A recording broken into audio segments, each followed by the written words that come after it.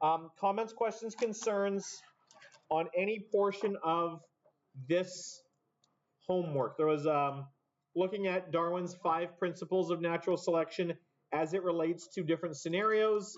The first 2 scenarios were worms and polar bears.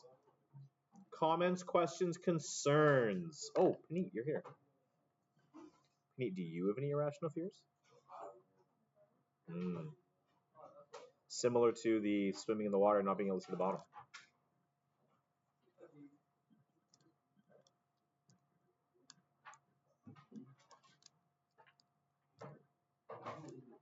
Okay.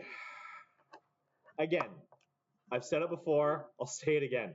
Just because you have something maybe different than what I had written down does not mean, especially in biology, does not mean that you are wrong. Let's discuss it. If you got something different than what I got, let's talk about it. When we're talking about these things in biology, if you can give me a justification for what you put, there's a real good chance that that you'll be fine, even if what you have and what I have are different. Okay.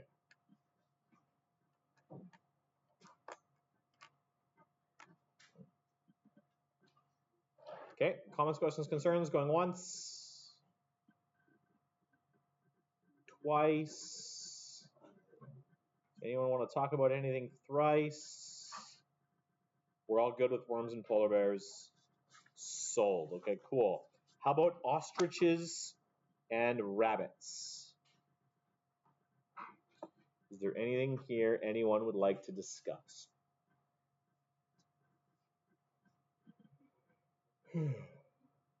Yes, Vikram.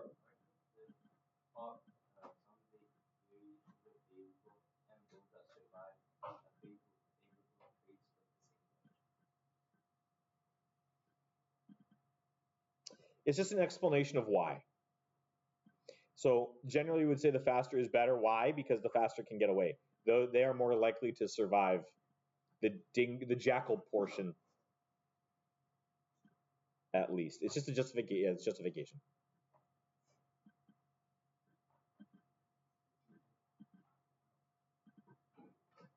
Okay. Ostriches and bunnies were good.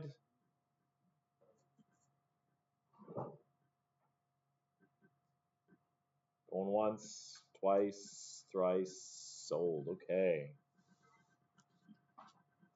Things got a little bit more interesting here. We got mods. You need to actually read this paragraph to be able to understand what was going on. Here's my graph. I started with a bar graph, which is why it looks a little weird. Discovered the bar graph was probably a horrible idea. I turned it to a line graph. Makes a lot more sense.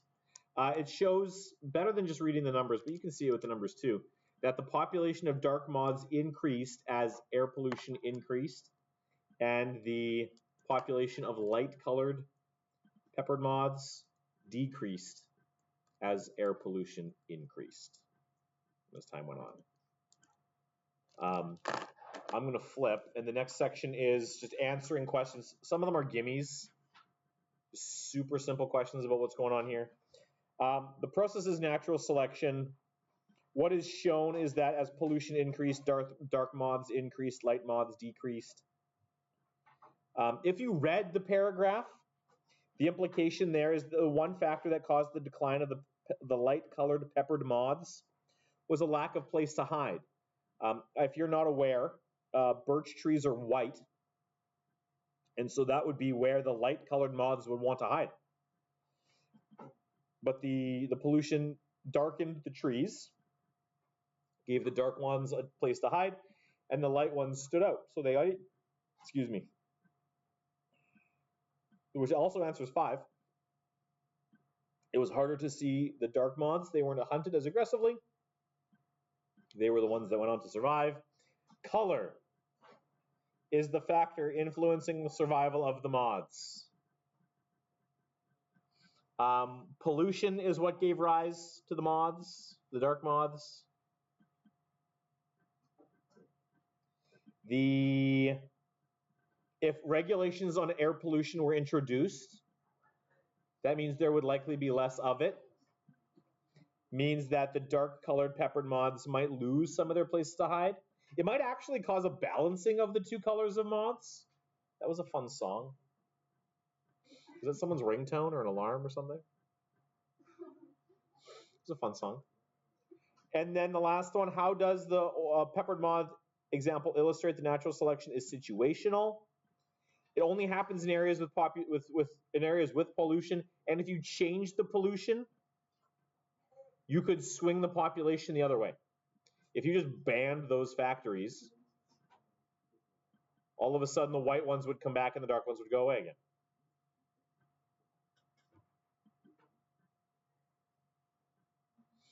Comments, questions, concerns on any part of that?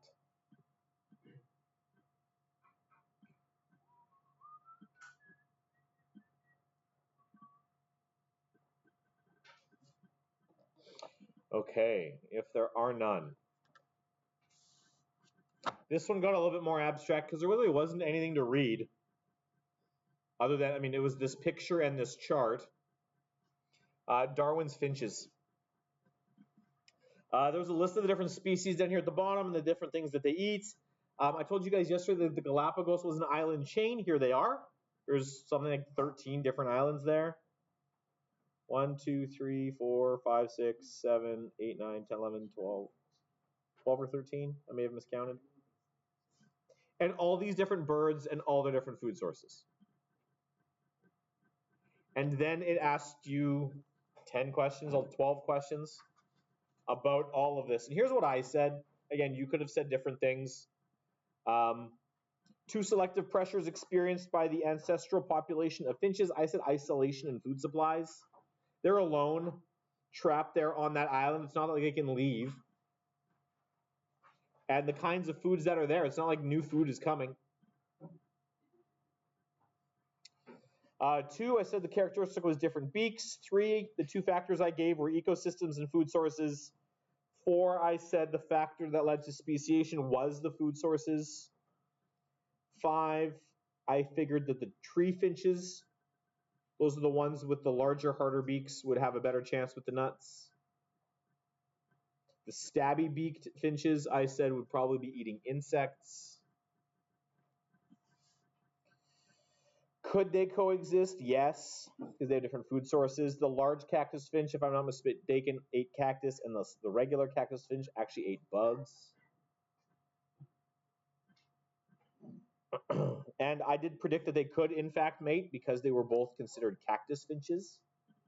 I figured there was no reason why they couldn't. Would you expect the larger islands to support more? I said, or fewer? I said more. More space, more variety, more species available. What I said. Comments, questions, concerns on any of those? Anyone want to argue with me? I see a lot of people just filling in answers. Don't just fill in answers. You have to justify this for yourself.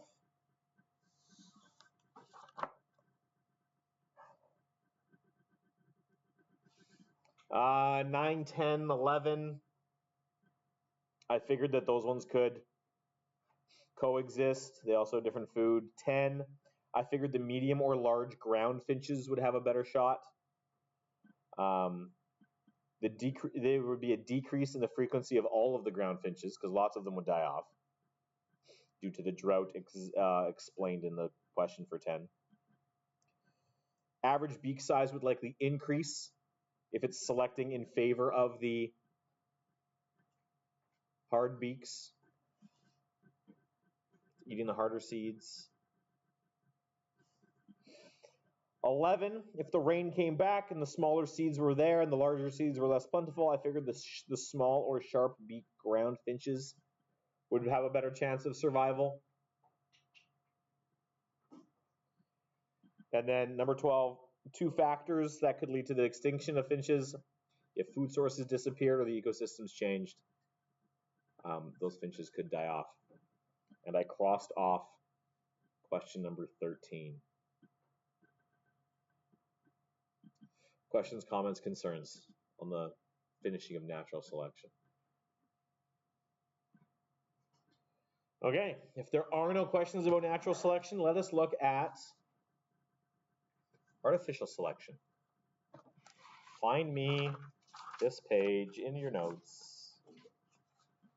It's our last lesson. Artificial selection, here we go. So, natural selection, the universe does this, natural selection. If you have an intelligence, though, if there is someone or something guiding this process, we call it artificial selection. And people, humans are obviously what I'm referring to here. In Science 9, when you guys were looking at different types of asexual reproduction, one of the things that you would have looked at was vegetative propagation. How do plants produce more of themselves, Dennis and Luca? But in that process, you also would have looked at artificial vegetative propagation. And that's how people get in on this process. What do people do that impacts how these things produce? One of the things that you would have talked about in grade 9 was the idea of grafting. That you can take a branch off of a good tree that's producing good fruit, and you go to another tree. This other tree might not be producing fruit, but it has a good root system. The tree itself is strong, it's just not producing fruit. And so you can cut into that tree, you can add the branches that you took from the good tree, you can add them to the otherwise healthy tree that's not producing fruit, and now you have a section of a tree that's producing stronger fruit. And there's actually a university down in the States, actually it was originally done as an art installation, if I'm not mistaken, that has a single tree, one big tree, producing 40 different kinds of fruits through this grafting process. That is not a natural tree. It is the furthest thing from natural that you can go to a tree and pick 40 different fruit off a single tree. Is pretty cool. And so people get involved in this process all the time, for better or for worse. Sometimes it is a positive process sometimes. If you're looking for improving a crop for something, or if you're looking at improving the hardiness of an animal or a dog species perhaps, or sometimes it can be for the better. Often it's for the worse. We'll look at examples of where that is. So, artificial selection. Artificial selection is selective pressure exerted by humans on a population in order to improve or modify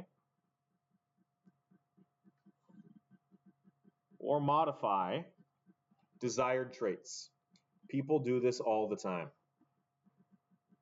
I've got a couple examples here for you. Humans breed cows. Do I have any dairy farmers in the room? Not this semester? Okay.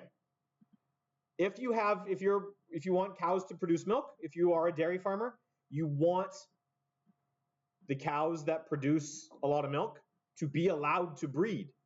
We want more of those kinds of cows. If you have a cow that's not producing a lot of milk, you're not going to let her breed. You'll milk her for what she produces. You're not going to let her have calves, and when she dies, she's gone. Or absolute worst case scenario for the cow, you butcher her. But you're not going to let a cow, if you're a dairy farmer, you're not going to let a cow that doesn't produce a lot of milk to continue having offspring. Maybe you're a chicken farmer. Do we have any chicken farmers in the room? I went to school with a bunch of them. There's different kinds of chicken farming. Obviously, there's the chicken farming in order to eat the chicken, but then there's chicken farming in order to get the eggs, you get the layers. And I had buddies who were both like different kinds of chicken farmers. If you have one chicken, you have Luca the chicken, and Luca the chicken is like producing 1 or 2 eggs every time Luca lays an egg. But you've got Dennis the chicken, and Dennis is like, you know what? I got like 7 or 8 eggs every time we go here, and they're all really good eggs. We're not going to let Luca, perhaps, be the chicken that is allowed to have baby chickens. Luca's like, Luca, we're cutting you off. You're not producing. We don't want more chickens producing fewer eggs. We want Dennis's chickens. We want chickens that produce more eggs at a higher quality, right? So it's one way to do that there. And pigs. For those of you, for the vegans and the vegetarians in the room, this is horrifying, but it does happen, and so we do need to talk about it. I've had friends who are pig farmers as well. You don't want the scrawny pigs. If you're raising animals to be butchered, you want the meat, and so you're going to want to select for animal species that, or not animal species, but individuals in a population that are the bigger, beefier ones. Or porkier ones, as the case may be. We do the same thing with plants. Those of you who are the vegetarians, shame on us all. We do the same thing to plants, though people don't seem to care as much about the plants. We breed crops to be resistant to drought because water is an issue. So if you can produce a plant that needs less water, good for you. We want a crop that's able to resist disease or insect infestations. Sometimes this comes at a cost. A crazy example is this picture right here. I don't know if you've taken a chance to stop and read what's going on in this picture. This middle plant right here is in the wild if you find a mustard plant. That's what this is. Mustard is not some chemically created spread for sandwiches. Mustard is a plant. It grows out in the woods, plains, wherever it grows. It grows out in the wild. We have taken wild mustard, is this blank right here, and through selective breeding for different traits, we have produced 6 different new species of plants from the wild mustard. By selecting for different roots, we created turnips. By selecting for different buds, we created cabbage. By selecting for different flowers, we created broccoli. By selecting for leaves, we got kale. By selecting for other flower buds, we got cauliflower. And by selecting for stems, you got something called kohlrabi. All from the same common ancestor plant, the wild mustard seed. Sorry? I don't know. Not from mustard.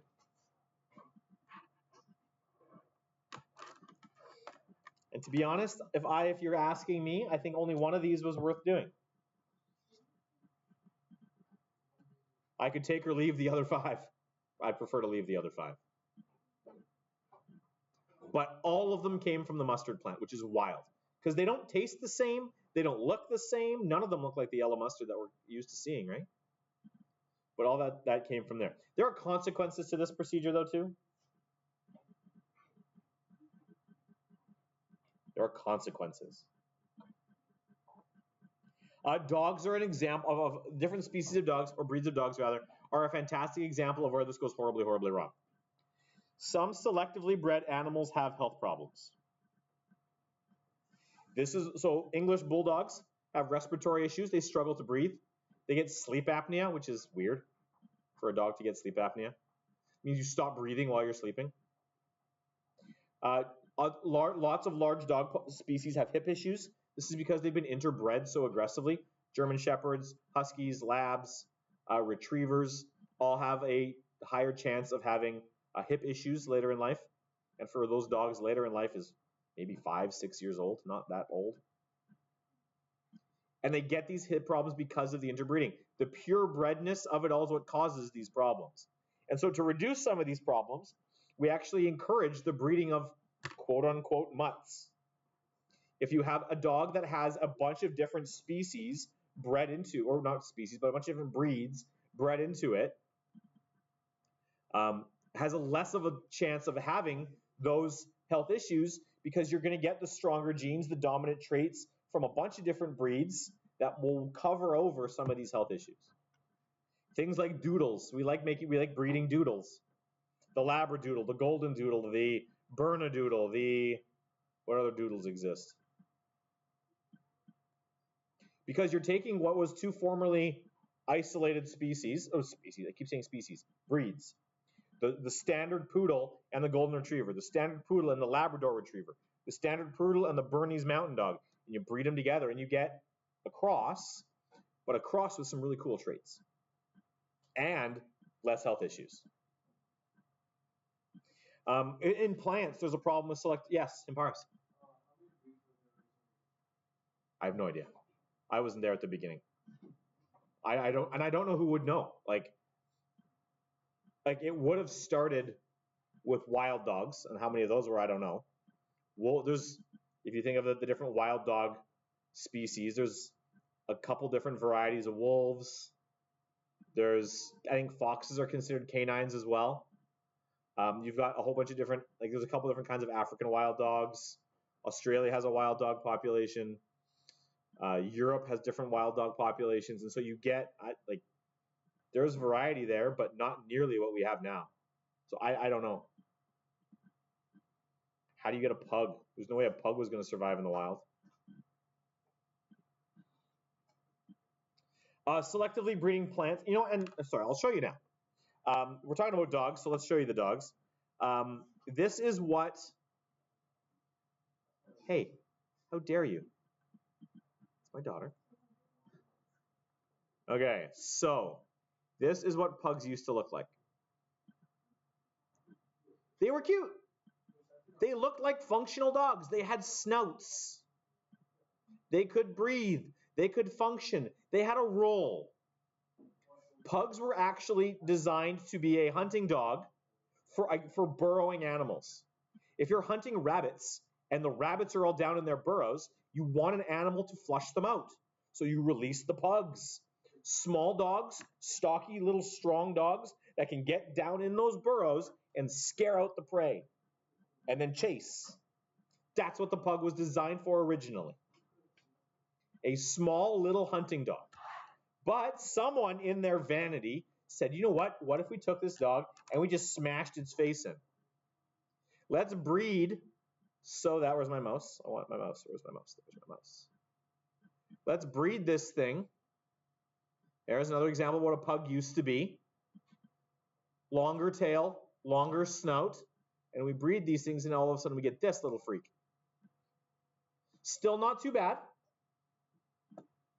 Again, obviously different.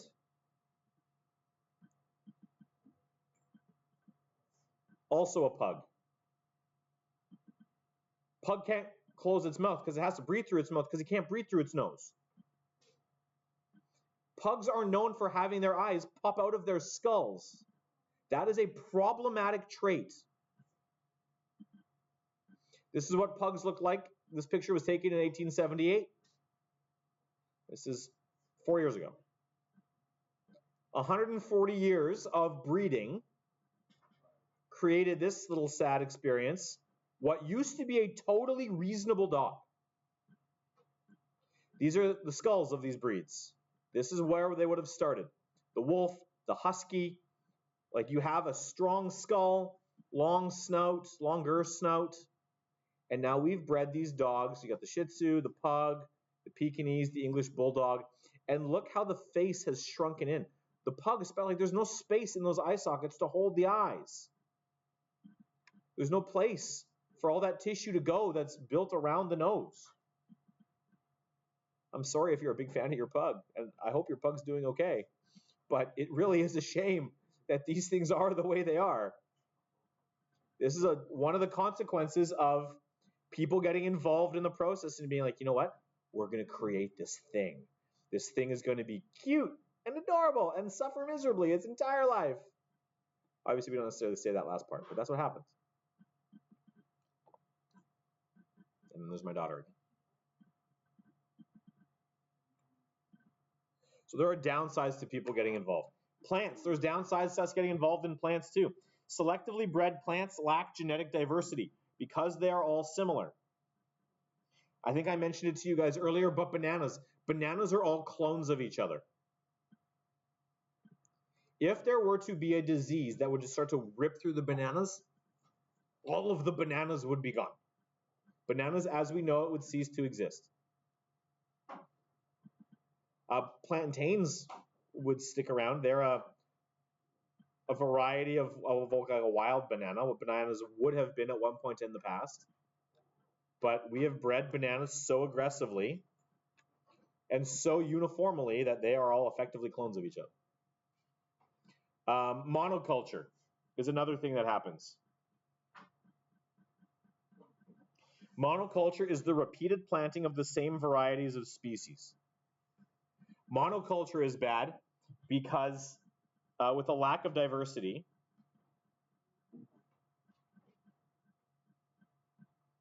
you get weak genetics.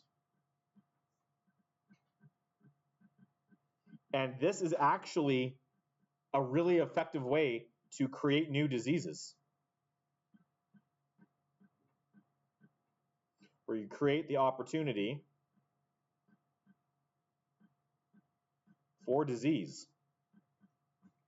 Plants have diseases the same way we get diseases. Yes, Gemina.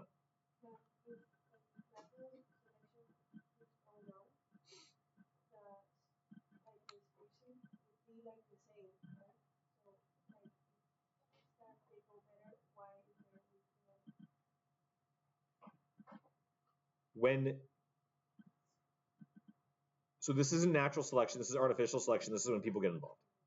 So I worked at a berry farm while I was in university, and at the beginning of my teaching career as well.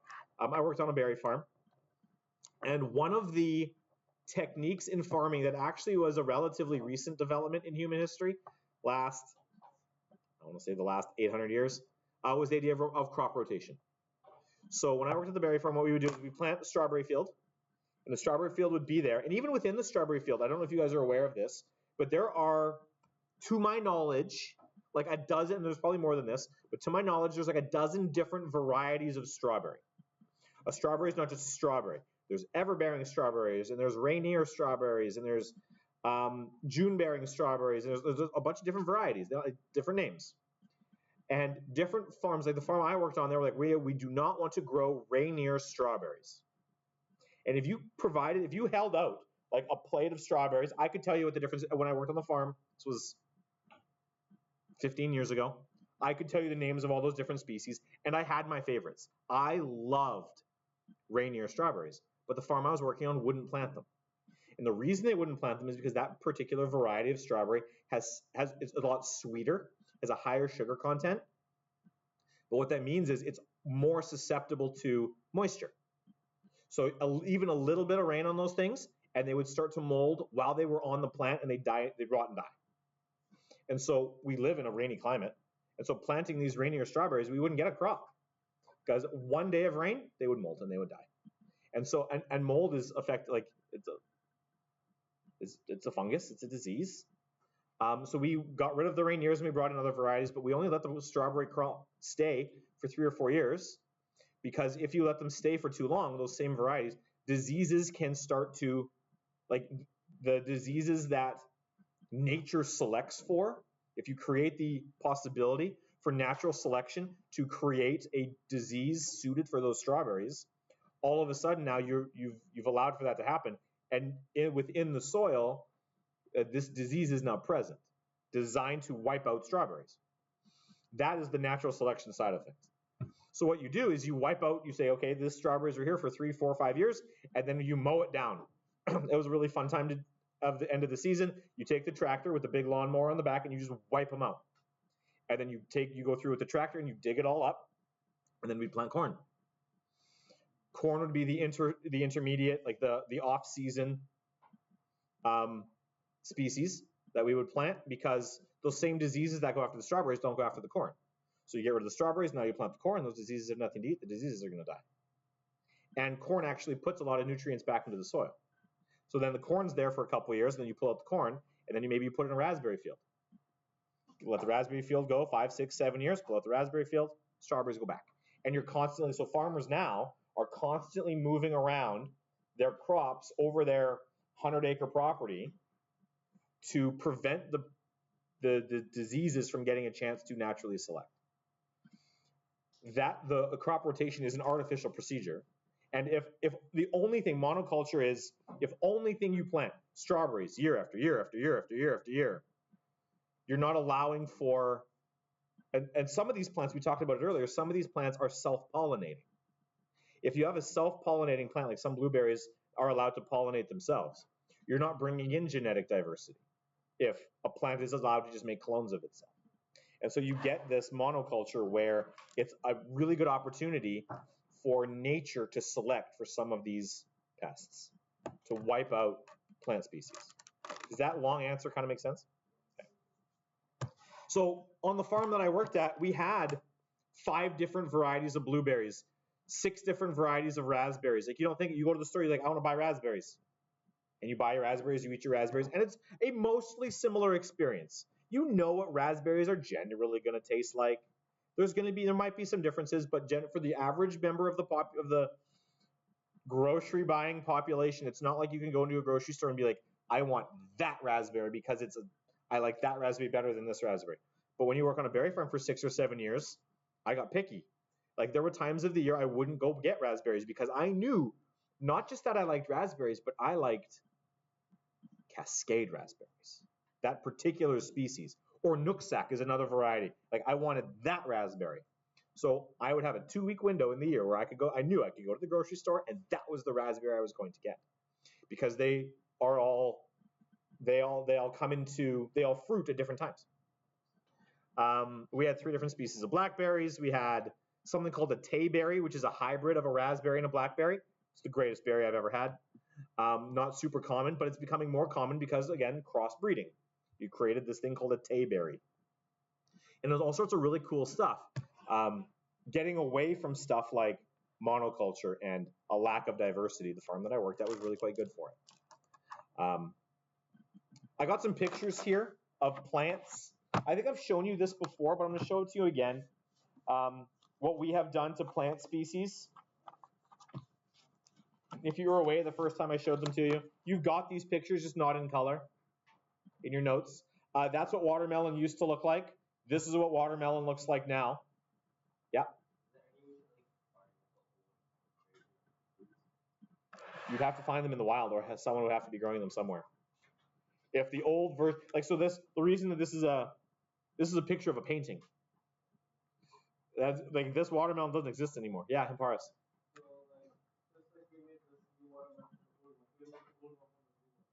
That's what Vikram was just asking. And that's a lot harder to do, especially since a lot of these guys, like you breed, like someone asked about grapes.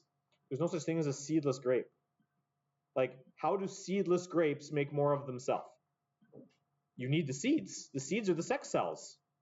And if you have a seedless grape, how are you getting more seeds? And so effectively what you got are all these different plants that are clones that are producing seedless. And if the seedless grape plants die, I mean, we'd have to breed more of them from seeded grapes.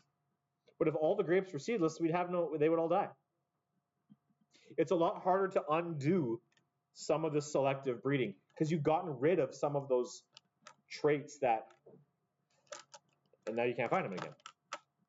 So there's the watermelon. Here's a banana, before and after. I mean, I wouldn't want to eat this banana. And bananas are a really good source of a lot of really good nutrition. So people are like, well, we want the nutrition. Does anyone know the company responsible for bananas?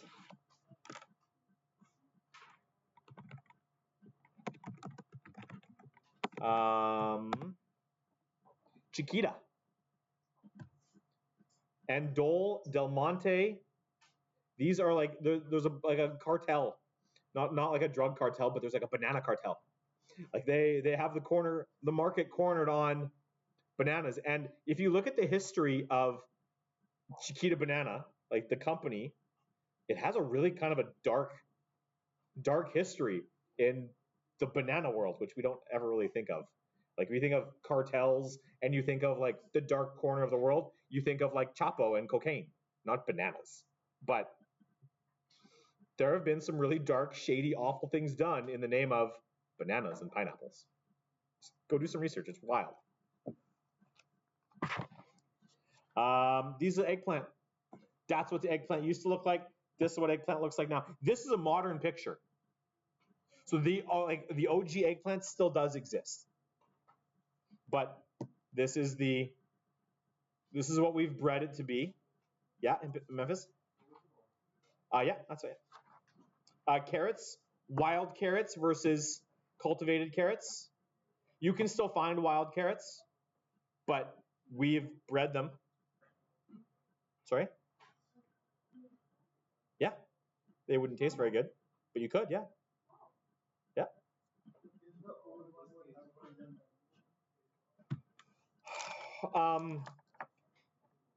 You asked if it's more healthy.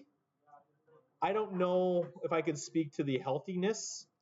of it, I mean, I would think there would be more nutritional value in these carrots than in those carrots, because they've been bred to be that way. I don't know the answer to that one, Karndeep.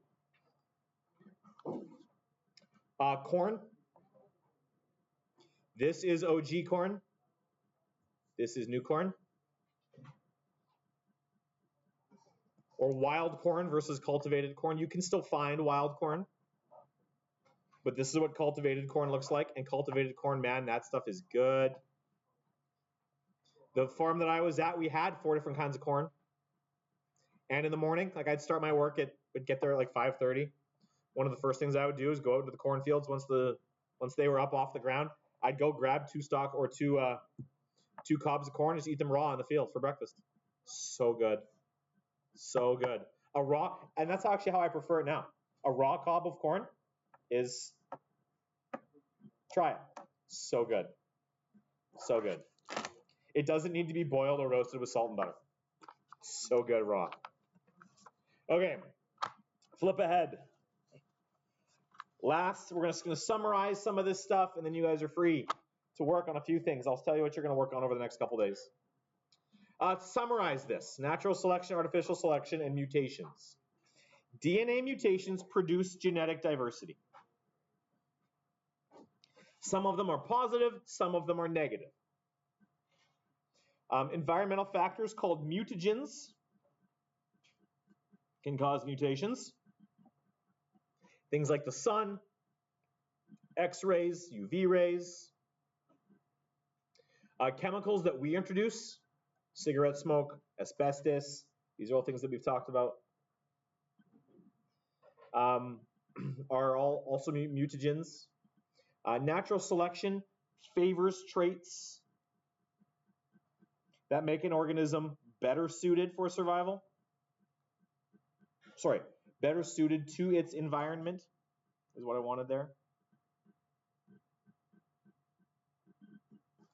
That's what the natural selection would do. And natural selection can lead to the formation of a new species. Generally, it takes longer than if people were involved in the process. As I showed you with the mustard, the wild mustard, people got involved. Wild mustard would have stayed wild mustard. It was totally content. But people got involved, and we created 6 new species from wild mustard. And then in artificial selection, humans select desired traits in organisms to be passed on from one generation to the next. And I want to put desired, I want to throw quotes around that word desired, because who's doing the desiring? We are. The animals don't necessarily want to be that way. The plants were not necessarily supposed to be that way, but we got involved, and for better or for worse, we've impacted the process. So it's traits like, some of the examples I have here are things like aggression. We have bred some dogs to be hyper-aggressive because we wanted good guard dogs, or we wanted dogs to function like soldiers. The German Shepherd, Doberman, these are examples of dogs that were bred to be loyal, first of all, but fiercely aggressive to anyone that they're not already loyal to. As guard dogs, as soldier dogs. But you also want to breed dogs because you want dogs to be part of the family. You want them to be good with kids. You want them to protect the home. And so you breed them to have less aggression or toned down aggression. Aggression only when it's really, really necessary. And so you get a golden retriever. Golden retrievers are not known for their aggressive nature. They are lovable, friendly, great with kids kind of dogs. That's why Scarlet is around. If you don't know who Scarlet is, we have a French teacher who has a service dog, brings her to school. She's not a service dog for him. She's a service dog for students. She's here to be like your guys' friend. And when I was in grade 7, my elementary school teacher had the same kind of thing. He would bring his golden retriever to school, and the golden retriever was great. But if you got between the golden retriever and my grade 7 teacher's kids, so help you. Because even though that dog was Murphy, his name was Murphy, friendliest dog, But if you got between the dog and who he knew his owners to be, that was not a good place for you. Because a golden retriever, not known to be aggressive, would protect his owner's children fiercely if necessary. It was the same thing. I had a lab growing up too. Same thing. Very friendly dog. But if my dad, even within the family, like that dog, my sister was the favorite. And if we were play fighting, my sister and I were play fighting, or my dad would play fight with the two of us, that dog got between my dad and my sister so fast. Even though the dog knew my dad, the dog knew my sister, the dog was our family dog. But if it felt like my sister was threatened, oh boy. Very interesting. And so you breed for degrees of aggression, for example. Intelligence. There are dogs that have varying kinds of intelligence. Some dogs are smarter than others. Some dogs are stupid as all get-go. And that's fine. Dalmatians are not known for being overly intelligent. But man, you tell a Dalmatian to go into a burning building, it will follow its handler. It's not smart enough to be like, this is not a safe place for me. It'll go where its handler tells it to go. You get a husky. Oh boy. Huskies are freakishly intelligent. If a husky doesn't have a job to do, it will get into so much crap because it is so smart. Huskies have a comparable intelligence to a 5 or 6 year old child. So any kind of crap that an unsupervised 5 or 6 year old can get into, a 90 pound, 120 pound, somewhere in there husky can get into the same kind of crap. So huskies are not great house pets. Huskies are phenomenal working dogs. Incredible working dogs. You can teach them to do so much. But as house pets, they're miserable. So we breed for degrees of intelligence. Maybe you want a hypoallergenic dog. That's a P-O, allergenic. Allergenic. We want the people with allergies to be able to have dogs too. And so we breed dogs with, we breed a breed. Maybe you want, like you grew up, you're like, I desperately wanted a golden retriever. It was my favorite dog. But I'm super allergic to dogs and their fur.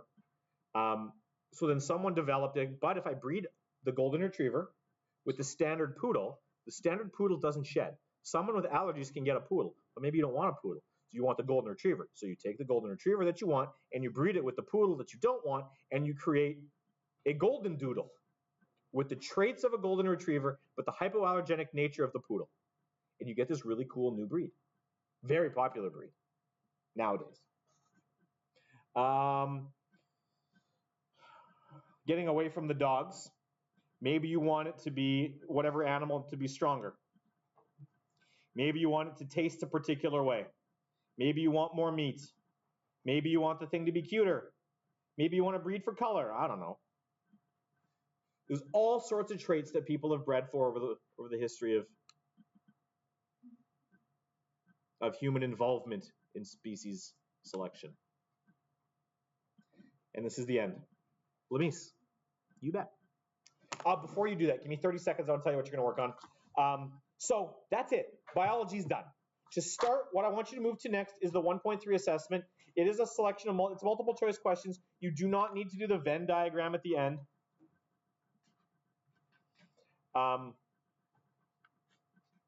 Go through this set of questions. It's all about, discuss them.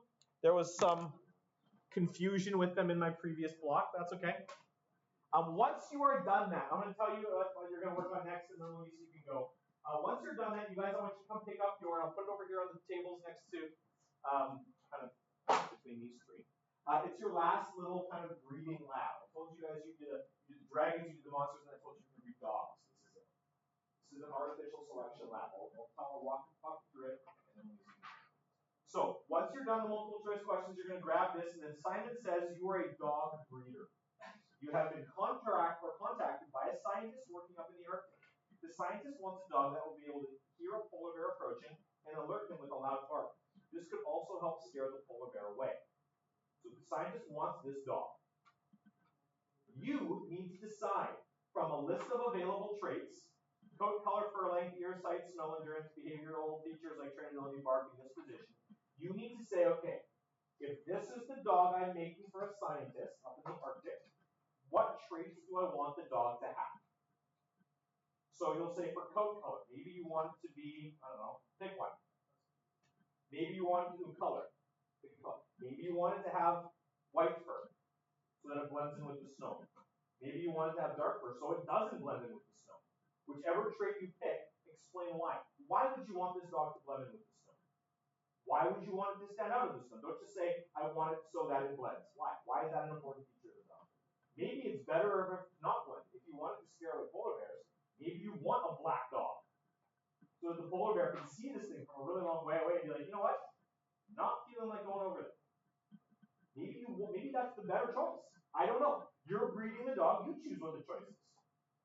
And the space in here at the bottom, I want you to give a reasoning for the traits that you've chosen. Some of you are the masters of the shortest possible answer. Some of you like to write me novels. I haven't left you a ton of choice. If you'd like to write a novel, I have extra paper. You have lined paper. Write your answers, staple it to the back. I apologize if I didn't give you enough space. Once you've done that, you are going to breed two different breeds of dogs together. To find out what dogs you're breeding, you're going to go to this second piece of paper. This one's not stapled in there because I wanted you guys to have this in color. So I printed it here and I photocopied the other one. Each one of these dogs breeds A through A, B, C, D, E. Oops, I should have said F. My bad. Fix that. This guy down here should be breed F, not breed D. Two breed Ds, and it shouldn't be that way. Have different traits. And so what you want to do is, based on the traits that you're trying to select, pick two breeds that you think will give you the best chance of breeding the puppies, creating the puppies that have the traits you want. You're going to tell me why you've chosen those two breeds, what two traits are the most important, and then you're going to breed them. The same way we made monsters and the same way we made dragons.